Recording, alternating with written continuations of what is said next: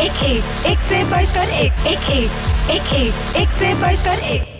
अस्सलाम वालेकुम। D network news के प्रोग्राम एक से बढ़ के एक में मैं हूं दुआ अब्बास और आज हम जिस शख्सियत से आपको मिलवा रहे हैं वो अपनी खूबसूरत आवाज़ और अंदाज़ की वजह से एक बेहतरीन आरजे तो है ही, लेकिन साथ ही एक्टिंग और मॉर्निंग शो होस्टिंग में भी अपनी पहचान बना चुकी हैं।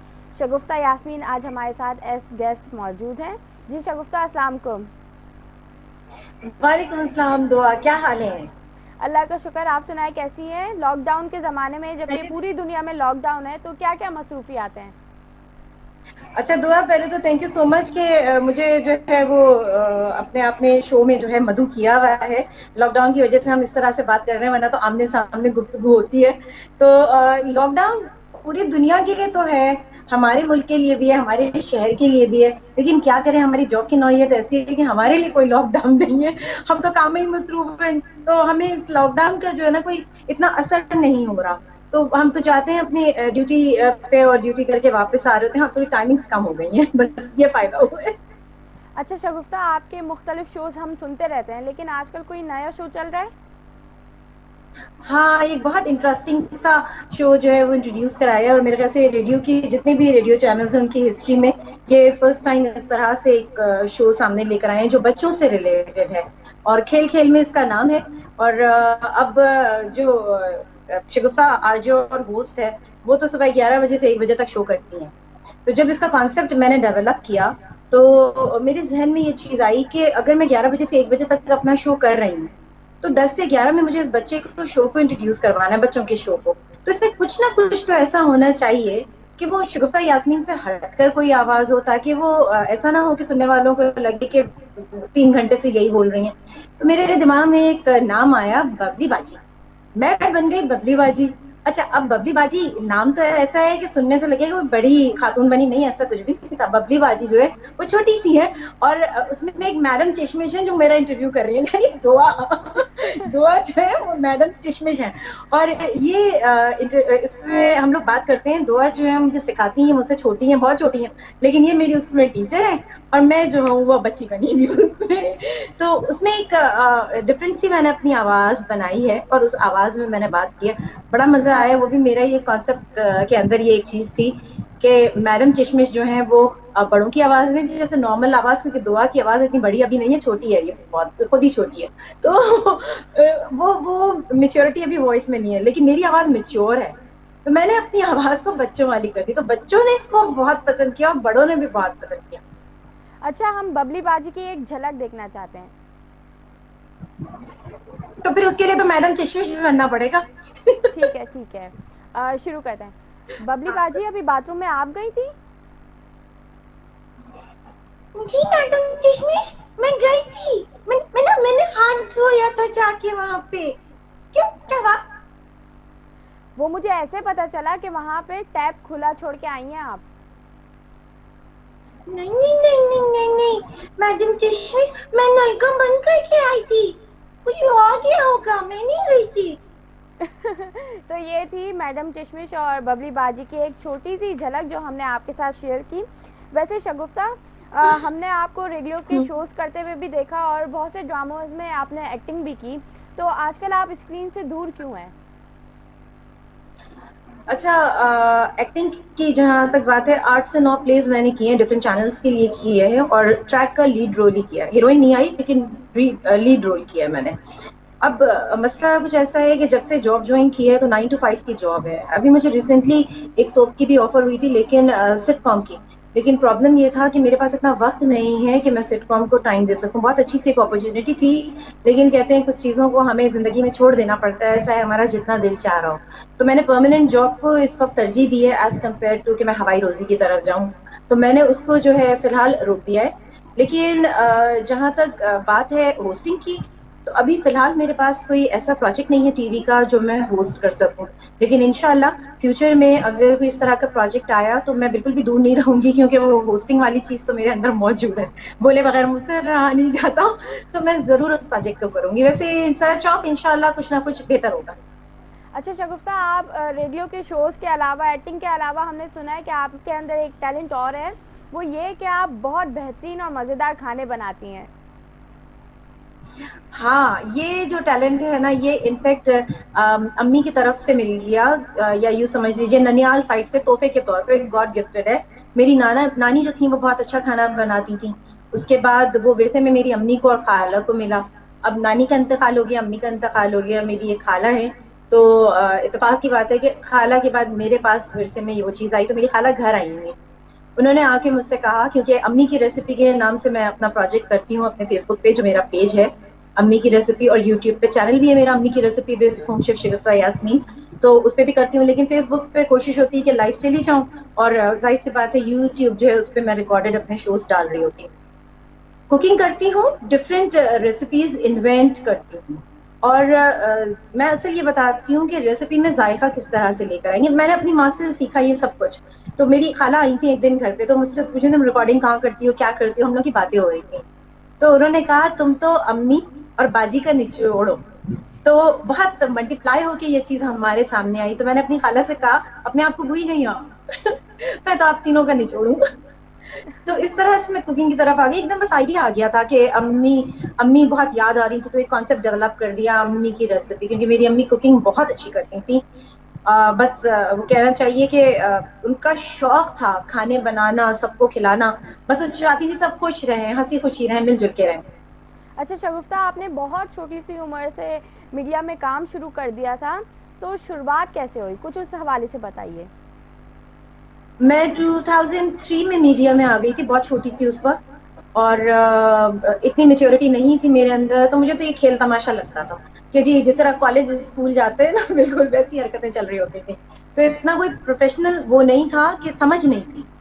एटीट्यूड बहुत प्रोफेशनल था, क्योंकि जब मैं 2003 में आई तो मेरा ही इंटरव्यू हो रहा था। मैं इंडस टीवी से आई थी, और उन्होंने ही पहले ये मॉर्निंग शोज स्टार्ट किए थे। तो वहां पर मेरी एक स्टूडेंट हुआ करती थी, उस जमाने में पढ़ा भी रही थी। तो मेरे जो स्टूडेंट्स हैं ना वो सारे मेरे ऑलमोस्ट थोड़े बहुत छोटे बड़े इस तरह से होंगे। तो वो लोग यही कहते थे ये स्टूडेंट है, ये तो बहुत बड़े बड़े हैं। तो मैंने कहा क्या फर्क पड़ता है, मैंने तो नानी दादी की एज के लोगों को भी पढ़ाया है। तो मेरी स्टूडेंट थी उस वक्त इंडस में, तो उसने कहा कि मैम आप आ जाएंगी, फैशन पे बात करनी है। मैंने कहा अच्छा ठीक है मैं आ जाऊंगी।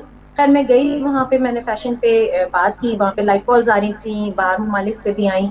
उसके बाद जब मैं उठने लगी तो मुझे पता चला कि कल आप फिर आ जाएंगी एक दफा। मैंने कहा अच्छा चलें ठीक है मैं फिर आ जाऊंगी। तीसरे दिन मुझे होस्टिंग की ऑफर हो गई, और मैं सबसे पहले जब होस्टिंग की है तो मैं लाइव होस्ट ही आई हूँ, और कैमरा मेरे आगे खुला, मैं कभी भी वो बात नहीं भूलूंगी। बस मैंने सेट पे पाँव रखा, सबसे पहले तो बादल गरजा बहुत जोर से, उस दिन बहुत जोर की बारिश हुई थी। और जैसे ही मैंने कैमरा ऑन हुआ ना, मैं सब भूल गई क्या बोलना था कैमरा देख रही हूँ, पीछे से वो सारे इशारे कर रहे हैं कैमरे के पीछे, बोले बोले बोले। एकदम से मैंने अपने आवाज ठीक किए, और फिर जब मैंने बोलना शुरू किया तो 1 घंटे मैं लगातार बोलती रही, और उसके बाद फिर उन्होंने मुझे एज अ होस्ट हायर कर लिया। और मुझसे वहां पे बड़े लोगों ने कहा you are a born host, आप होस्टिंग करें और मुबारक हो, आपको तो सिलेक्ट कर लिया है। लेकिन फिर कुछ मसरूफियात थी, उसकी वजह से मैंने फिर थोड़े दिनों बाद दूरी अख्तियार की। मैं पढ़ भी रही थी, इनफैक्ट पढ़ भी रही थी, पढ़ा भी रही थी, तो बहुत सारी जगहों पे एंगेज थी, मैं टाइम नहीं दे पा रही थी। फिर उसके बाद 1 साल बाद 2004 में मैंने ARY को अपना एक प्रोजेक्ट दिया, अपना एक कॉन्सेप्ट दिया, क्योंकि मैं एज अ कॉन्सेप्ट डेवलपर भी काम कर रही थी।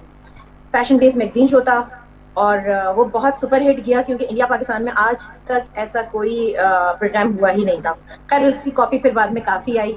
फिर मुझे जियो ने बुला लिया, फिर मैं जियो दुबई जाके प्रोजेक्ट करके आई। मतलब ये सफर चलता रहा। फिर मैं सन टीवी पहुंच गई, वहां पे मैंने अपना एक कॉन्सेप्ट इंट्रोड्यूस करा दिया, वो वहां पे हुआ। फिर मैं पीटीवी पहुंच गई। 2007-2008 में पीटीवी का मैंने मीना बाजार किया, सुपर डुपर हिट गया वो। और मार्केटिंग के उसके सारे रिकॉर्ड्स टूट गए थे। तो मैंने बहुत काम किया है, बच्चों के लिए काम किया है, बड़ों के लिए काम किया है, बेतहाशा। लेकिन मैंने काम करते करते अपने एक्सपीरियंस से सारी चीजें सीखी। मुझे किसी ने कोई चीज उंगली पकड़ के सिखाया ही नहीं। मेरे मेरे फैमिली में कोई, खानदान में कोई भी मीडिया से नहीं है। मेरे ख्याल से मैं पहली हूँ और आखिरी हूँ, इसके बाद कोई होगा भी नहीं क्योंकि एक बड़ा मुश्किल काम होता है, और उसमें अपने आप को संभालना भी है, अपनी फैमिली वैल्यूज को भी आपको देखना है, और फिर प्रोजेक्ट भी करना है। तो सर्वाइवल थोड़ा मुश्किल हो जाता है, लेकिन बहरहाल मैं अपने टैलेंट पे सर्वाइव करती रही। जहाँ कुछ बुरे लोग मिलते हैं, वहां पे बहुत सारे अच्छे लोग भी मिले, और अप्रिशिएट भी किया। हाँ, यहाँ पे आसिफ अंसारी साहब को मैं जरूर क्रेडिट दूंगी, क्योंकि जब 2006 में मैं मीना बाजार में पहुंची थी, एक फैशन कॉर्नर मुझे दिया गया था कि इसको डेवलप करें, तो मैंने वहां पे एक फैशन कॉर्नर डेवलप कर दिया था। और पहली दफा मैंने लाइव कैटवॉक करवाई थी किसी भी चैनल पे। तो बहुत सारे ऐसे काम किए हैं जो कि एक इनिशिएटिव आप कह सकती हैं लेने वाले। तो इनिशिएटिव मैं लेती रहती हूँ, कुछ ना कुछ वो चलता रहता है। तो ये सारी चीजें करते रहे, एक्सपीरियंस आता रहा, बोलने का तजुर्बा आता रहा। जब तक अम्मी हयात थी तो अम्मी मुझे बताती थी तुम्हें ऐसे नहीं बोलना, तुम्हें ऐसे बोलना है, तुम इस तरह से हंसा करो, इतने जोर से मत हंसा करो। तो मेरी माँ जो थी ना वो मेरे लिए बहुत बड़ी टीचर थी। और उसके साथ साथ फिर मेरी मुलाकात आसिफ अंसारी साहब से हुई। उन्होंने मेरी उर्दू बहुत इम्प्रूव कराई। आज लोग कहते हैं कि शगुफ्ता बहुत अच्छी उर्दू बोलती है, साफ उर्दू बोलती है। पहले मैं कायदे आजम बोलती थी, मुझे शर्म नहीं आती है बताने में। और हाँ, शर्म इस बात पे जरूर आती है कि उर्दू आते हुए भी उर्दू सही नहीं बोलते थे। तो उन्होंने काफी चीजें, क्योंकि उम्र भी कम थी, बच्चे थे, तो वो डांटते थे, डांट खाते थे और याद कर रखते थे। वो चीजें मुझे आज बहुत काम आ रही हैं। तो मैं उनको जरूर हर दफा याद रखती हूँ कि मेरी ग्रूमिंग में उनका हाथ है। उन्होंने बहुत मेहनत की। और जब उनसे पूछा जाता है तो वो कहते हैं कि बच्ची इतनी अच्छी थी कि उसने मेरी बात सुनी। वैसे शगुफ्ता, आपने काफ़ी एक्सपीरियंस हासिल किया है एक्टिंग में, और साथ ही आप काफ़ी अरसे से रेडियो में भी शोज़ करती रही हैं। तो आपको क्या लगता है दोनों में से कौन सी चीज़ ज़्यादा मुश्किल है? अच्छा, पता है टीवी करते हुए मुझे 15 साल, 15 से 16 साल हो गए होंगे। और अभी तो 2 साल से मैंने गैप दिया हुआ है, कोई प्रोजेक्ट नहीं किया है। लेकिन लास्ट प्रोजेक्ट जो किया था उसके बाद अभी 2 साल से मैंने टीवी का कोई प्रोजेक्ट नहीं किया है। और इसके अलावा रेडियो में मुझे 8 साल हो गए। ड्रामे मैंने मेरे ख्याल से 8 9 जो भी ड्रामे किए थे वो तो एक के बाद एक मिलते जा रहे थे। तो और मजे की बात ये कि कहीं पे बड़ी, वो कहते हैं ना, ट्रेजेडी रोल्स किए हैं मैंने। कहीं पे मैं चीखें मार मार के रोई हूँ, और कहीं पे मैं बदमाश नेगेटिव रोल मैंने किया है, एक बदमाश सी बंदी है उसका कैरेक्टर अदा किया है।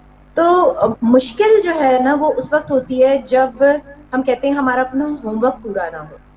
ठीक है, हमें स्क्रिप्ट याद ना हो। ड्रामे में तो स्क्रिप्ट याद करना पड़ता है। जब हमें स्क्रिप्ट याद नहीं होता तो फिर हमें ड्रामे में बड़ी मुश्किल हो जाती है।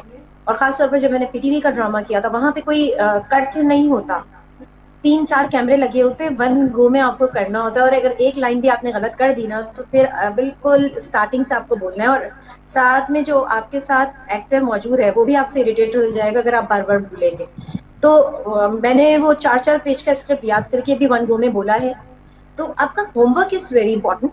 और टीवी मुझे कभी मुश्किल नहीं लगा। टीवी इज वेरी इजी, क्योंकि हमारे कान में आईएफबी लगी हुई होती है, हम तैयार होके बैठ जाते हैं। हाँ, ऐसा नहीं था कि बगैर तैयारी के बैठ गए जी बड़ा आसान है, हम तो महान है, हम तो कर लेंगे सब कुछ, ऐसा कुछ भी नहीं था। मैं पहले से प्रिपरेशन कर लेती थी कि अच्छा आज मेरा गेस्ट ये होगा, मुझे ये बातें करनी। लेकिन कभी भी मैंने सवाल नंबर 1 सवाल नंबर 2 नहीं किया। मैं वो पूरा एक कॉन्सेप्ट क्लियर करके बैठ जाती थी बस। फिर उसके बाद बात से बात निकालती चली जाती थी। तो टीवी बड़ा आसान हो गया। और टॉकेटर मैं हूँ, वो अंदाजा आपको हो रहा होगा।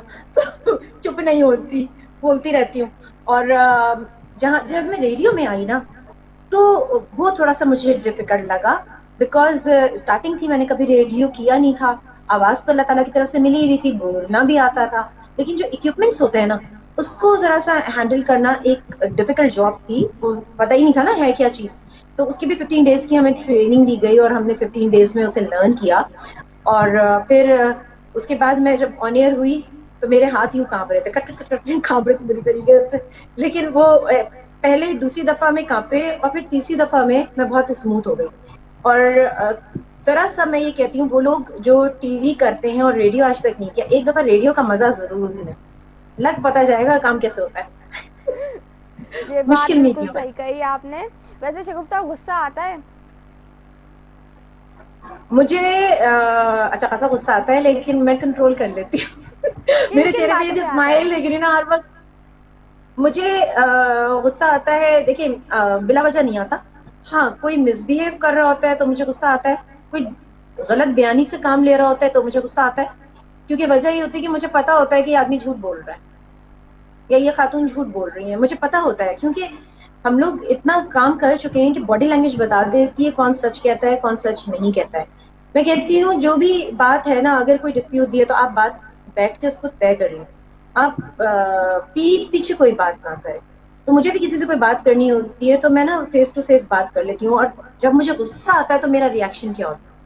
मेरा रिएक्शन ये होता है, मैं चेहरा देखती रहती हूँ, अपनी चीजें उठाती हूँ, 2 मिनट बाद उसके बाद पूरी हो गई, मैं कमरे से बाहर चली जाती हूँ, जवाब नहीं देती। ये इसका मतलब ये है कि मुझे इंतहाई गुस्सा आ चुका है, बस अब मैं जवाब नहीं दूंगी। जब तक मैं बोल रही हूँ ना, इट मीन्स कि मैं नॉर्मल हूँ। जहाँ मैं चुप हो गई, इसका मतलब ये कि कुछ गड़बड़ हो गई है। वैसे अब ईद आने वाली है और आजकल हमें कोरोना वायरस जैसा दुश्मन का सामना करना पड़ रहा है, तो इस मौके पर क्या कहना चाहेंगे आप? अच्छा, ये जो कोरोना वायरस की बात है ना, तो जिस दिन से लॉकडाउन स्टार्ट हुआ था, तो मैंने उस दिन एक इनिशिएटिव लिया था, जो कि मैं हमेशा ही लेती रहती हूँ। तो एक इनिशिएटिव ये लिया था कि मैं लोगों को किस तरह से एंगेज करूँ। मुझे पता है कि मुझे कैसे खुश रहना है, तो मैं तो अपनी दुनिया में मस्त रहती हूँ, खुश भी रहती हूँ, मुस्कुराती भी रहती हूँ। अगर मुझे बोरियत हो रही होती है तो मैं किचन में घुस जाती हूँ, कुछ पका लेती हूँ, वरना मैं एडिट करने बैठ जाती हूँ। मेरे पास बहुत सारी चीजें हैं, मतलब वे आउट बहुत सारे। मैं और मेरे हस्बैंड बैठे हुए थे, मैंने कहा लॉकडाउन हुआ हुआ है, लोग बेचारे घर में बोर हो रहे हैं, क्या करें, ना कहीं जा सकते हैं ना कहीं से आ सकते हैं, तो क्या करें। तो मैंने कहा एक काम करें, हम लोग फेसबुक पे एक शो शुरू करते हैं 9 बजे, क्योंकि मेरे हस्बैंड जो है वो फिटनेस मैनेजर हैं एटमॉस्फेयर जिम में, और टीवी वगैरह पे काफी आ चुके हैं, तो उनका भी एक्सपीरियंस है अपना। तो मैंने उनसे कहा कि ऐसा करते हैं, आप उसमें कीजिएगा एक्सरसाइज और मैं बताऊंगी उसमें डाइट प्लान।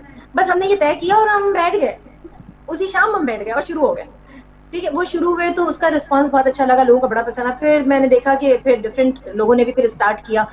फिर इसी तरह से संडे को मैं अपना एक शो करती हूँ, जो कि एक टॉपिक बेस होता है, उसमें भी काफी लोग इंटरेक्ट कर रहे होते हैं। तो ये मैंने इनिशिएटिव लिया था कोरोना वायरस के हवाले से, ताकि मैं लोगों से बात कर सकूं। आखिर में मैं एक दुआ भी करती हूँ कि अल्लाह ताला हम सबको महफूज रखे, जुमान में रखे। और जिस तरह से हम कहते हैं कोरोना के हवाले से जितने भी मैसेजेस मैंने डिलीवर किए हैं, क्योंकि मुझसे डिफरेंट लोगों ने कहा कि आप अपना मैसेज रिकॉर्ड करके भेजें, मैंने भेजा। तो उसमें मैंने लोगों से यही कहा है कि आप डरे नहीं, इससे जो कहते हैं ना डरना नहीं है लड़ना है। तो इसका मतलब ये नहीं कि छुरे चाकू लेके हम लड़ना शुरू हो जाएंगे, हमें तो नजर ही नहीं आ रहा। वो लड़ना ये है कि आपको साइकोलॉजिकली यहाँ से ब्रेन से स्ट्रांग करना है अपने आप को। जब आप यहाँ से स्ट्रांग होंगे ना, तो कोई चीज भी आप पे हावी नहीं हो सकेगी। फिर दूसरी चीज, लड़ने का तरीका जो एहतियाती तदाबीर है, वो सारी की सारी अपनानी है। अगर आप वो नहीं अपनाएंगे तो आप उससे फाइट नहीं कर सकते। तो लड़ने का सेंस ये था। ईद आ रही है, ईद अपने घरों पे मनाएं सब। आज भी मैं यही कहूंगी, क्योंकि कोरोना अभी खत्म नहीं हुआ है, ईद अपने घरों पे मनाएं। और आप जैसा आप मुझसे बात कर रही है ना, ये एक बहुत अच्छा सा एक तरीक़ेकार है। हम सब वीडियो चैट कर सकते हैं, अपने अपने घरों से, अपने रिलेटिव से बात कर सकते हैं, अपने फ्रेंड से बात कर सकते हैं। ईद मुबारक ही कहना है ना, अपने जर्म्स उनके घर लेके क्यों जाए, उनकी भी प्रोटेक्शन है ना, और हमारी भी प्रोटेक्शन है। क्योंकि अगर हम किसी के घर जा रहे हैं और हमारे साथ वो जर्म्स जा रहे हैं बाहर से, अब बाहर से जो आदमी आएगा आप उसके ऊपर कितना स्प्रे करेंगे, सोचने वाली बात है, वो उसको भी बुरा लगेगा। तो हम जब खुद घर घुसते हैं तो हम अपने ऊपर स्प्रे करते हैं, वो तो हम अपने ऊपर कर रहे हैं ना, हमें बुरा नहीं लग रहा होता, अपने जूतों पे भी करते हैं। लेकिन ईद पर जब कह रहे हैं कि जी सोशल डिस्टेंस करना है, तो ईद घरों पे मना लीजिए, कोई बात नहीं। इस वक्त वबा फैली हुई है, इन तमाम चीजों को अंडरस्टैंड करने की जरूरत है, अभी समझदारी से काम लेने की जरूरत है, अदरवाइज ये इस तरह से फैलेगा कि फिर कंट्रोल नहीं हो सके। बहुत शुक्रिया शगुफ्ता, आपने डी नेटवर्क को अपने कीमती वक्त में से वक्त दिया, और अगले संडे किसी और सेलिब्रिटी के साथ मुलाकात होगी। अल्लाह हाफिज। एक से बढ़कर एक, एक से बढ़कर एक।